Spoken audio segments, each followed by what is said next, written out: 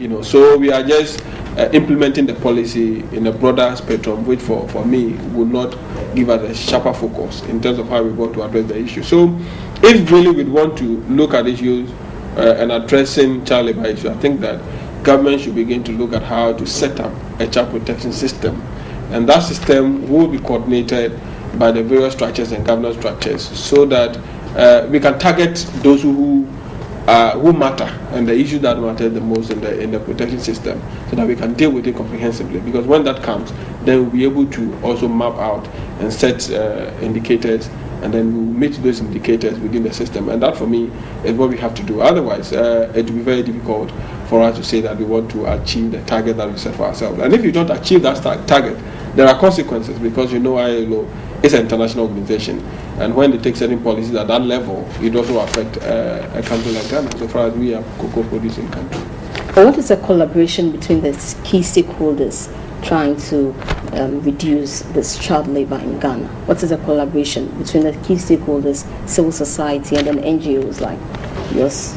Yeah, I think the ministry is trying to coordinate the activities of the NGOs and also what they are doing, so that we can complement the effort targeting the issue of child labor. But it does not mean that comprehensive enough. But I believe that in everything we start from somewhere. So we are even currently implementing a project with ILO, looking at how to deal with child labor in some of the cocoa grain areas. And the target, the principle that we are using is to look at how that we can look at issues that affect the children in those communities holistically, not necessarily targeting those who go to the farm to work in the farms, but look at the general issue that affecting children in the cocoa sector, because there are other things that also send the children to the cocoa farms, so that we think that when we address those causes, they can also reduce the number of children that go to work.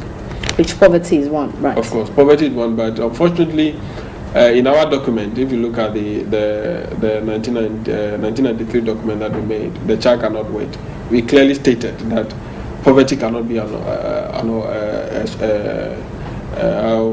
it's not, we can't base on poverty to say that we should send our children to the farm. So we cannot even cite poverty as something that will let us go there, because it means that if we are saying that poverty is not an issue, then we have to provide the alternative.